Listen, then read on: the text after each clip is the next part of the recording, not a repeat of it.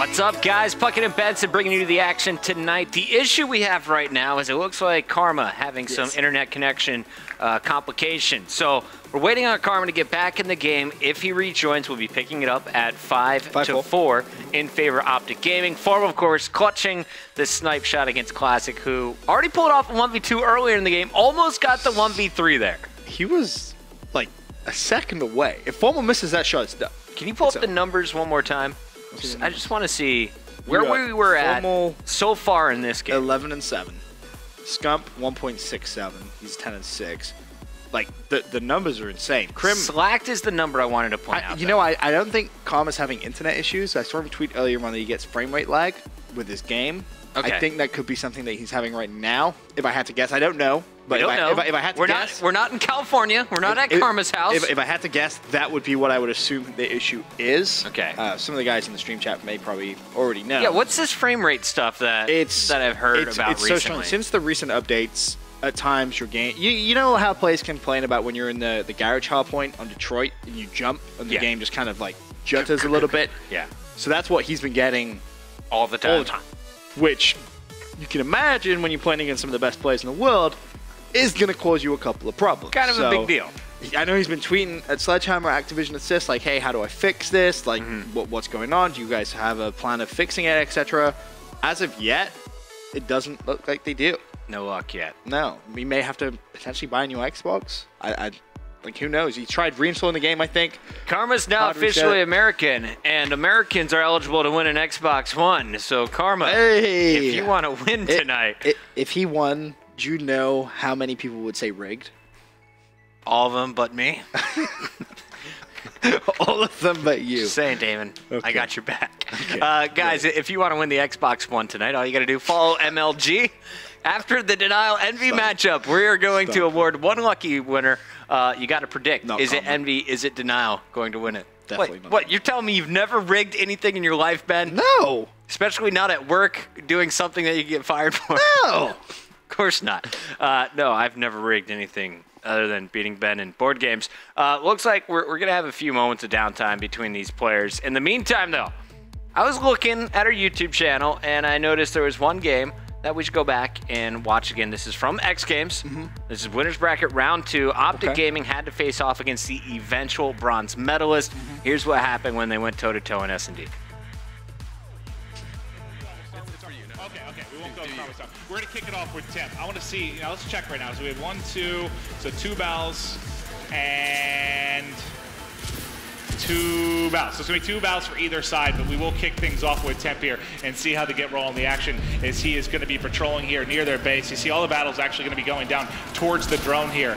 We'll see who's going to be the player to be able to get it first in their hands. It is going to be my man Temp going over back wall, going to be trying to push through school. Let's see if they get points on the board early. Temp is going to pick it up and go through lockers here, and he's going to see a bunch of people. And he gets taken out by Crim, and now they have lost control of the ball. And now it's just Optic going to kill feed again. But again, it's never too early.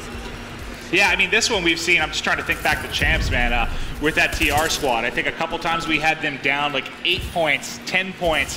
As you saw the kill feed, that's going to be 4 down for Elevate. This should be a dunk here easily for Optic, and we will see them fire that through. But back to what I was saying, you'll see them down sometimes. It was like 8 or 10 points, and they just come streaming back in it. So especially in this particular game, though, man, you can never have a big enough lead. You saw there, I think that was Karma was going to try and reset, ends up dying midstream, will lose it. We're going to have a wrap here over back wall again. Classic this time will be the drone carrier. We've seen some absolutely crazy like comebacks in Uplink, you know? Like, oh yeah. Literally, like more so than any other game. They could be down by like 14 dunks or whatever, not 14 dunks, 7 dunks. The next thing you know, they get 8 dunks out of nowhere. 14 dunks would be incredibly impressive. RKO'd out of nowhere dunks. That's what's going on right now. Watching Slacked here in parking lot. He's got 1 player ahead of him already set up prone. That was Scump, as he's going to be able to pick up 2 kills.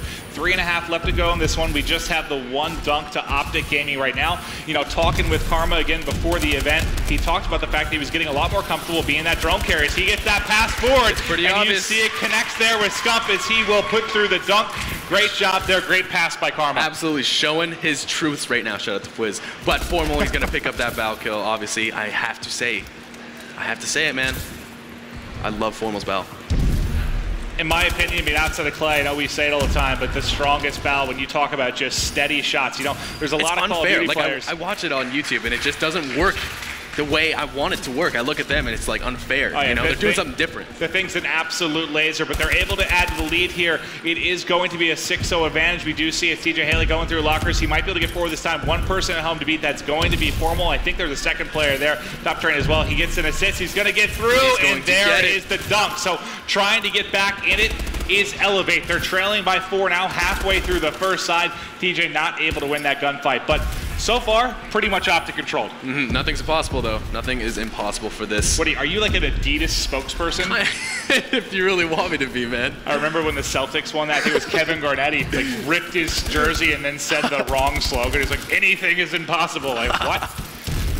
But we do see they're trying to push it again. Back through school. Checking mid steps. He doesn't have a lot of help right now, but they're starting to flood up mid street. As he just gets taken out and right. Absolutely flying in mid street. Big kill there by Krem. They're going to get cut down though before they're able to get in. We'll see if they reset or Karma's going to decide to push forward. It looks like he's going to take it back alley. He has TJ to his right. He's going to keep pushing forward, but he needs a little bit of help here. Wisely waiting. You see him checking his back. He had a guy in front as well. As he's just currently running circles, ends up deciding to reset. I think that was a smart play there. Did that actually bounce back in? I think it did. No, it's stuck. Okay. It's got to be less than 2 minutes into the game. Optic up 4 points, but nothing is impossible. As I said before, the Adidas commercial is kicking in now. Yeah, I'm pretty sure it does. I thought, we helped you with your gear. Is it actually Adidas that does your clothing? Man, I have to put it on stream, dude. I'm leaving. I'm going to Twitch and everything else, man. I'm leaving. I'm outing. Going to Twitch, joining Adidas's clothing line. Homage, I swear. But there you see from the view of Formal as another dunk comes through for Elevate. Formal able to pick up 3 kills there, but not the important one, which will be the drone carrier. You see they're getting forward. Scump going to have it in his hands. He's going to try and get the pass forward to Krim, but Krim drops as soon as that pass goes through. If they win this gunfight, it should just be him to grab the drone and get the dunk. No one there to stop it. Coming there in it is. Get the cap. 8-4 advantage. And look at that. 6 scores right now for young Scump. He is just feeling himself right now, man. Yeah, I don't even know if we call him Young Scump anymore. I feel like, he's still a young player, but he's been playing for so long. He's been competing. All right, Ben, it looks like that is the final 30 seconds of half number 1. Detroit Uplink is actually going to be game number 3 of this series. So interesting to look back at what happened a few months ago down in Austin. Now, the big difference for Elevate is they no longer have Temp. Right. Instead, they have brought in Saints, and you look kind of at the kills during that game. TJ getting outslayed, Classic getting outslayed. Do you think we'll see new life out of Elevate, a squad that can compete in the kills come uplink? Oh, definitely, because it's going to be going over to that host too. Optic have host map number 1, 2, and 5. They're also up 5 rounds to 4 in this Search and Destroy Solar if Scumpy decides he wants to spawn in. I think we're Scump. getting in, guys. All right, we're going back to the action. Remember, this is 5-4. We're jumping into the action with Optic Gaming holding the advantage. They could close it out here on defense, but it's Elevate on the attack. And it looks like TJ is going to get first blood. Scump already cleaned up.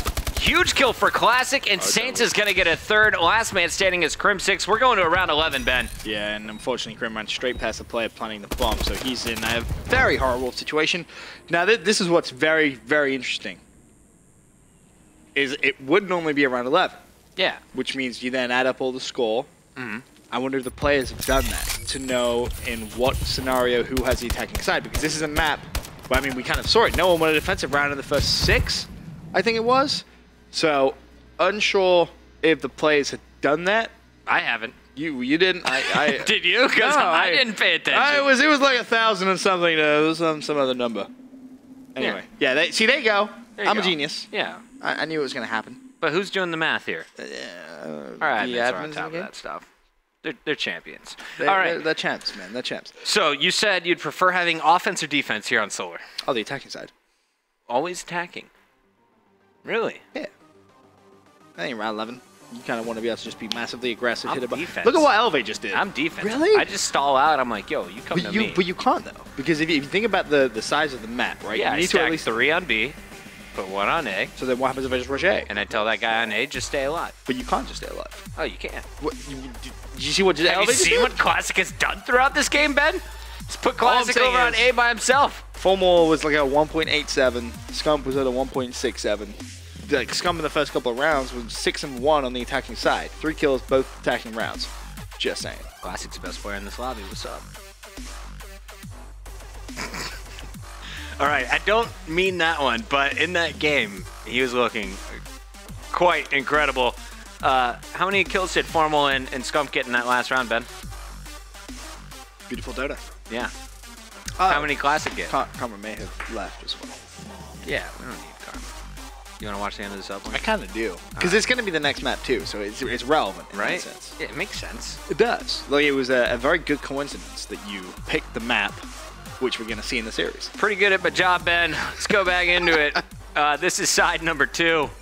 Optic Gaming was able to get a 2-pointer in the first 30 seconds, so Elevate down 5, trying to mount their comeback.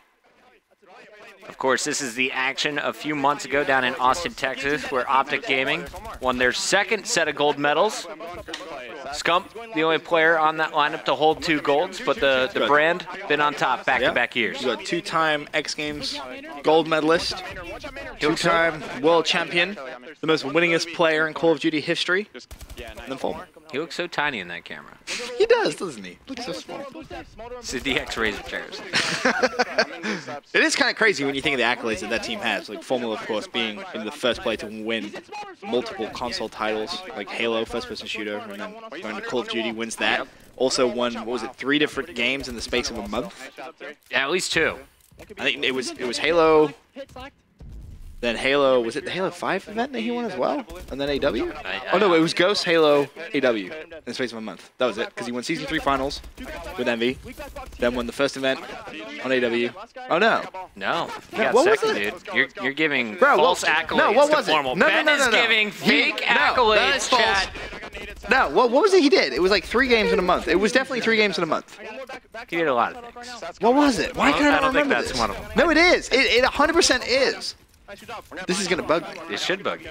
Because it's totally incorrect. No, it's You're not. lying to thousands of people on the internet right now. I'm being... Everyone in the being chat honest. is totally backing you up, but I can't see the chat, so I'm going to continue disagreeing with you, Ben. Oh, guys, tweet at me. What was it he did? It's going to bug me that I can't remember what it was. Use your thumbs What do you mean use my thumbs? on Twitter and tell us. Claim at me. I was like, well, my thumb's You good. can do whatever you want with your thumbs. Okay. I don't know what that means. My thumbs are perfectly fine where they are, thank Only you. you will know, Ben. Let's just go with it. All right, it's very uncomfortable in here in New York City. A look at this game, though, really the story of it for me was Optic Gaming did such a great job of spreading the kills around.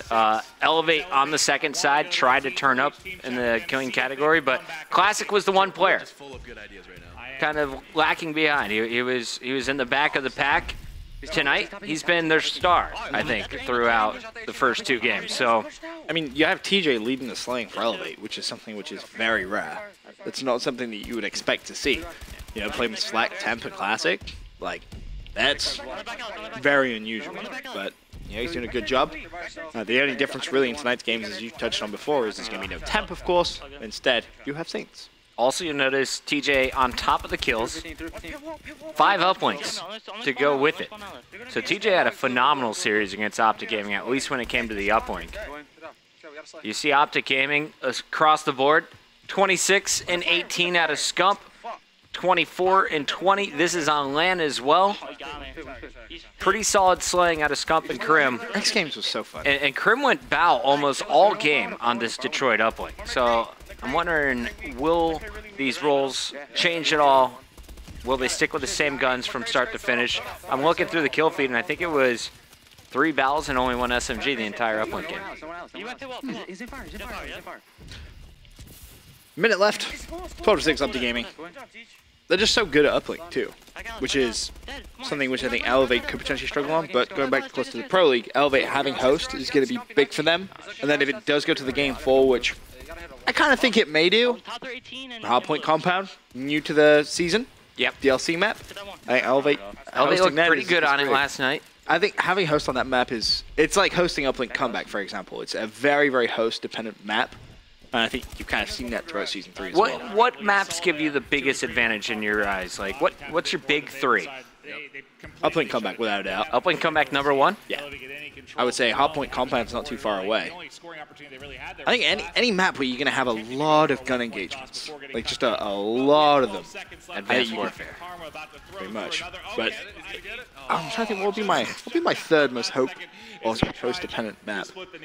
That's some Puckett-style exo movement. Maybe out of Karma. Detroit Hardpoint as well. I would really say is pretty host-friendly. I'd love JP to hit me with the numbers.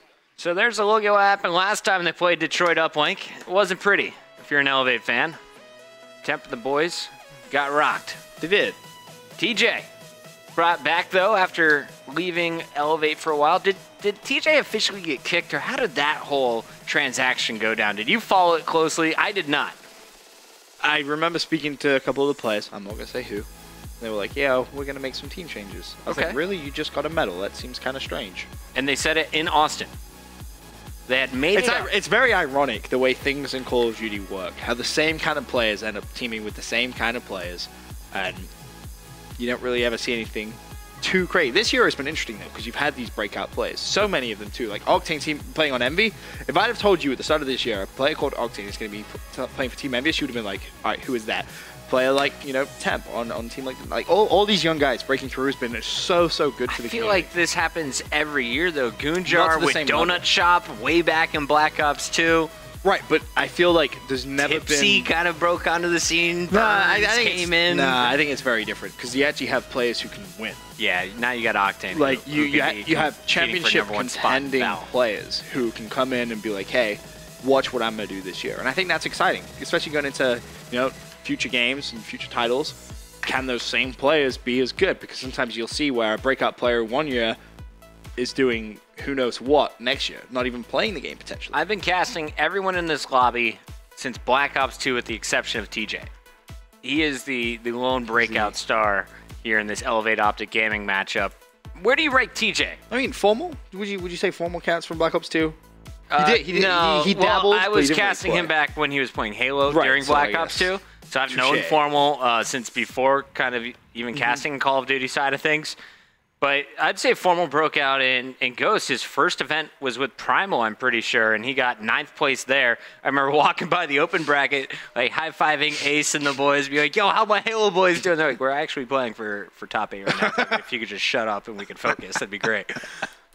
They ended up losing that, finished 9th place, 9 because to 12. Of you. Because of me. I high-fived them. I got their hands dirty. Blame threw them off. Okay. But the good news was, from there, Formal was picked up right away. Top pros saw him. We're like, yo, we should add that to our lineup. Progressed through. Like, TK, really, the organization who gave him his first big chance. When you think about it, especially at that time, TK was a very prestigious team. They've been competing for, first, second place. Yo, for we're going to pick up this Halo Pro. Everyone's like, you're stupid. It's like, why would you? Do you know what really bugs me? What? And this really bugs me. What grinds your gears? Me and Maven, at the end of Black Ops 2, had a conversation where he was like, I guarantee you a Halo player could come in and just completely dominate. I was like, no, man. Like, it's going to take longer than a couple of months for a player to come onto the circuit and play that well. And he was like, no, trust me. Someone's going to do it. And by the next title, so referring to this one, they'd be like on top as one of the best players of all time. He's not very often right, but he got that one, so I have to give him props. Yeah. Maybe. Thought I'd give you a fun story. Maybe it's occasionally right. I always knew the Halo guys had potential. I mean.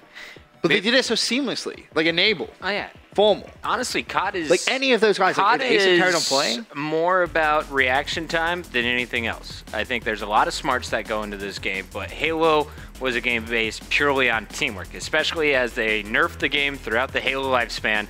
It became more and more that it took just teamwork. You had to have 2 guys firing at a single individual, which required a crap load of communication. Yeah. That was the separation that I saw from the Call of Duty scene and the Halo scene. I was like, oh, look, you have 4 guys who are just running around yelling, let's go.